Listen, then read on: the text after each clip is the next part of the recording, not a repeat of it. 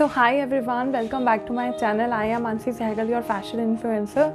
So today I am here to discuss like how I topped my college and what are the some basic tips for all fashion students और जिनको top करना है, जिनका M है कि कैसे हम टॉप कर सकते हैं, कैसे कैसे कौन सी ट्रिक्स एंड टिप्स होती हैं वो मैं आपको दूंगी। और कुछ थोड़ी पर्सनल टिप्स भी हैं टॉप करने के लिए कॉलेज में डिज़ाइनिंग एग्जामिनेशंस में।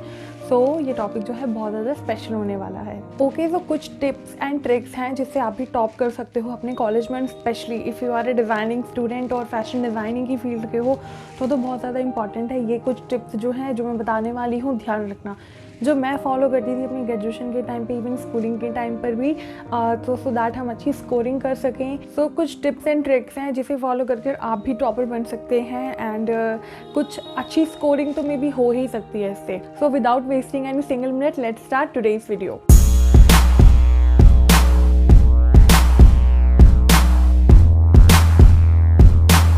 सो जो फर्स्ट फैक्टर है आई थिंक से बहुत ज़्यादा जो इम्पोर्टेंस प्ले करता है वो ये कि बी पंक्चुअल।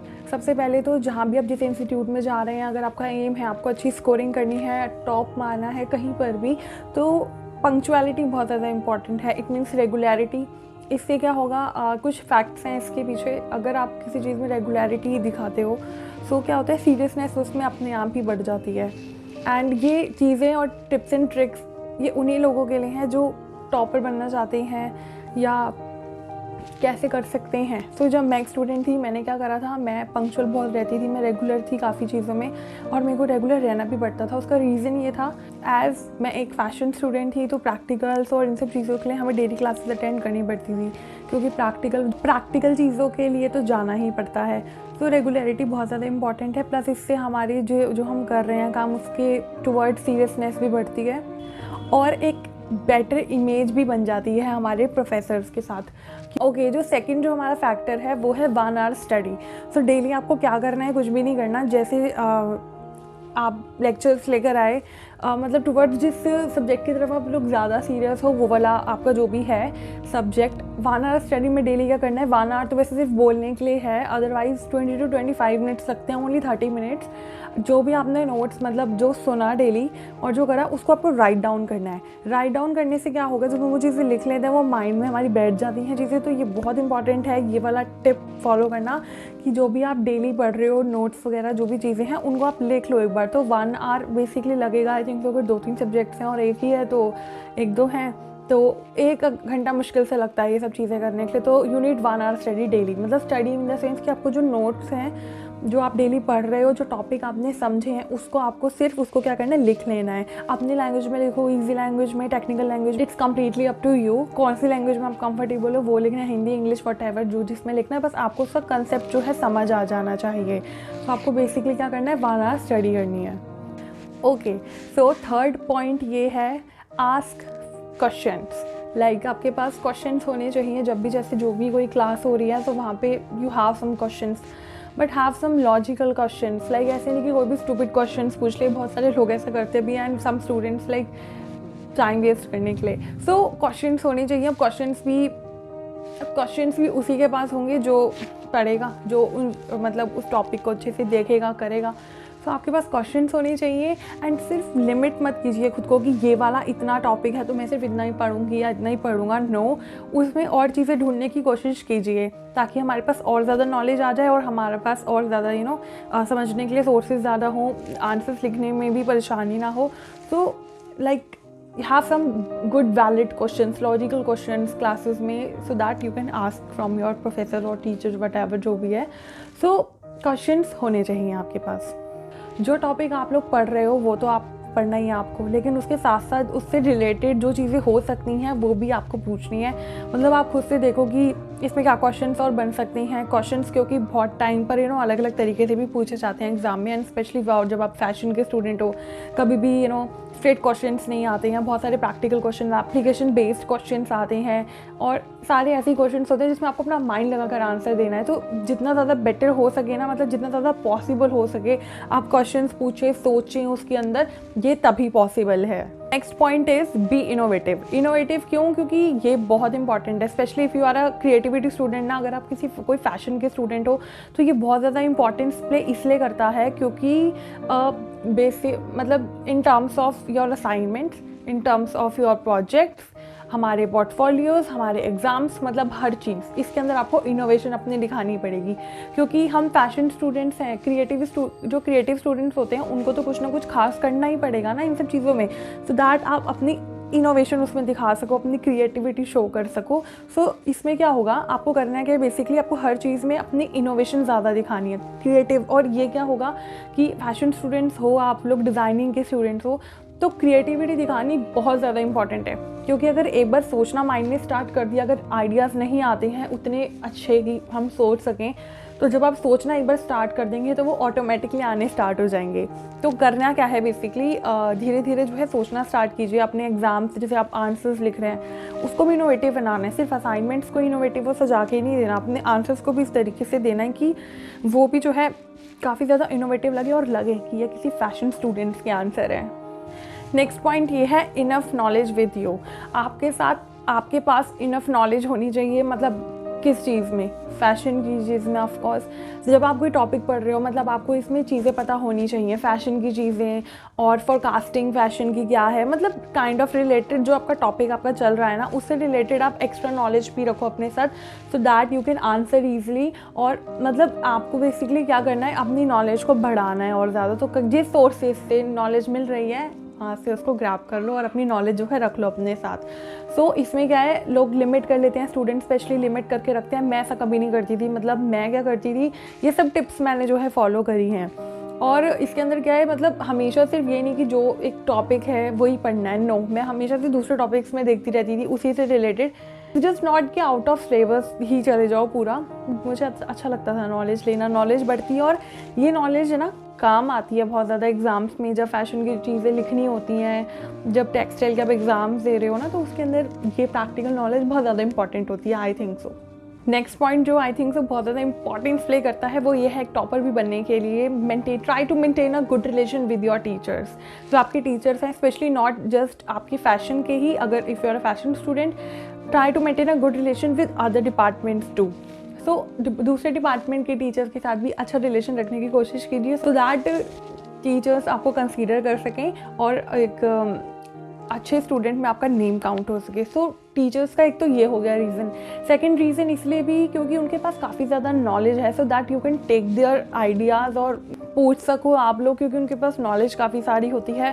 सो एक गुड मेंटेन मतलब kind of a good image maintain करने की कोशिश कीजिए, ये बहुत ज़्यादा इंपॉर्टेंट है कि एक टॉपर के लिए, मतलब एक अच्छी स्कोरिंग करने के लिए ये भी फैक्टर बहुत ज़्यादा इंपॉर्टेंट है। Next is always try to be perfect.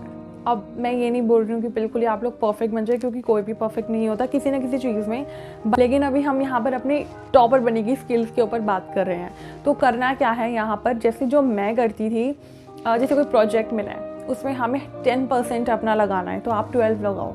अगर आपको मतलब थोड़ा सा हमेशा लिटिल बिट एक्स्ट्रा बनकर चलो, लिटिल एक्स्ट्रा, थोड़ा सा एक्स्ट्रा सोचकर, कि ज़रूरी नहीं है कि जितनी चीज़ें दिया इतना ही लिमिट करके ही चलना है। मैं हमेशा अपने प्रोजेक्ट्स हैं उस पर भी अगर मेरे को 20% देना है तो मैं 30% देती थी।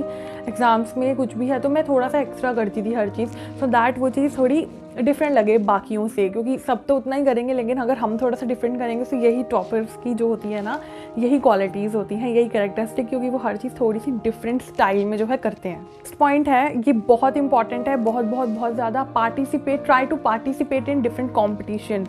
कॉलेज के हो रहे हैं आपके कॉम्पिटिशन्स, आर्ट के कॉम्पिटिशन्स, फैशन शोज़ और पोस्टर मेकिंग्स, मतलब जितने भी, इवन दूसरे कॉलेजेस में भी ग्राफिटीज़, मतलब जितनी चीज़ें आपके कॉलेज में जितनी चीज़ें अवेलेबल हो रही हैं ना, आप जितना कर सकते हो, try to maintain those things. इस पर मैं डिफरेंट वीडियो बनाऊंगी कि चीज़ें हैंडल कैसे करनी है, क्योंकि बहुत ज़्यादा हेक्टिक हो जाती हैं ये चीज़ें साथ में, और specially when you are a designing student. तो ये सब चीज़ें, क्योंकि डिज़ाइनिंग स्टूडेंट के पास वैसे इतना सारा काम होता है, अब पार्टिसिपेट भी करो दूसरी चीज़ों में, सो इसको कैसे मेंटेन करना। So try to participate in different colleges और अलग अलग चीज़ों, इससे क्या होगा, एक तो सबसे पहले तो नॉलेज बढ़ती है बहुत ज़्यादा, दूसरे कॉलेज से आपके फ्रेंड्स बनते हैं।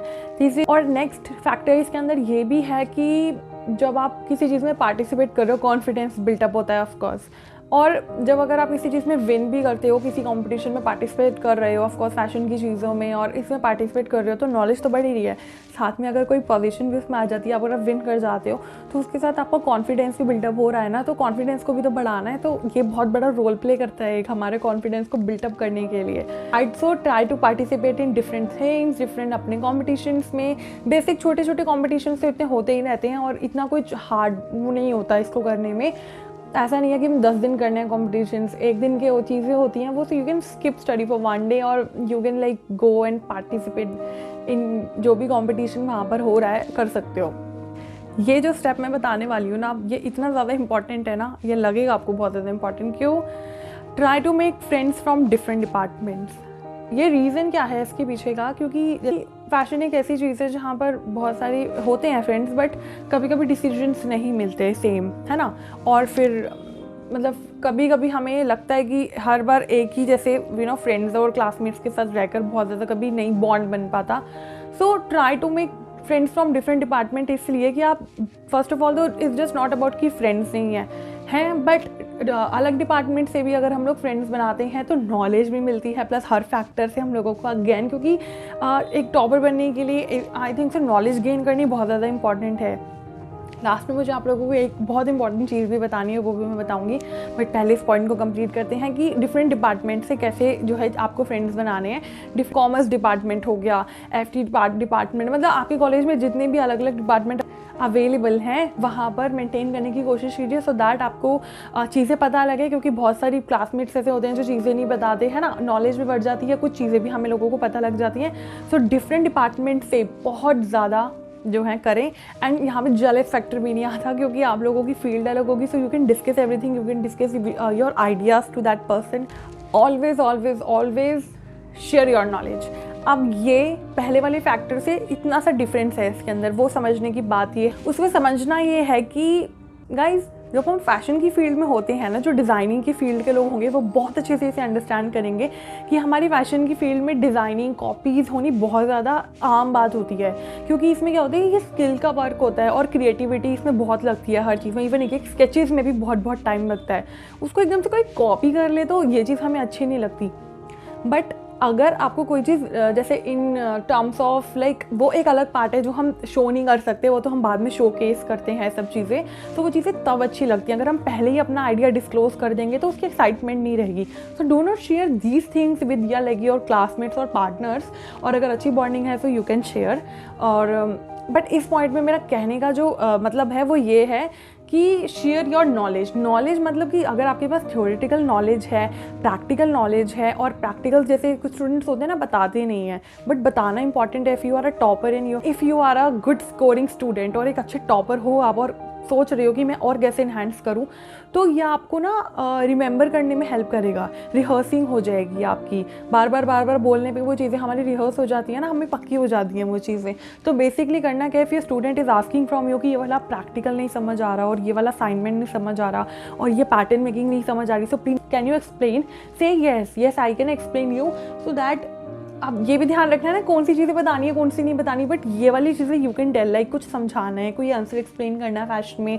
क्योंकि फैशन में बहुत सारे पैटर्न्स लेआउट ऐसे होते हैं जो बच्चों को एक बारी में नहीं समझ आते। तो if you are a good student और आपको जल्दी समझ आ जाता है, मैं हमेशा ऐसे करती थी, जो स्टूडेंट्स होते थे मैं हमेशा प्रैक्टिकल वर्क तो हमेशा बताती थी, लाइक जैसे, क्योंकि क्या होता था उसमें मेरा ही फ़ायदा होता था और इवन उनका भी हो जाता था। क्या होता था इसके अंदर, जैसे कोई प्रैक्टिकल कोई पैटर्न है, कोई समझ नहीं आ रहा, कोई पैटर्न मेकिंग है जो नहीं समझ आ रही, सो यू कैन एक्सप्लेन।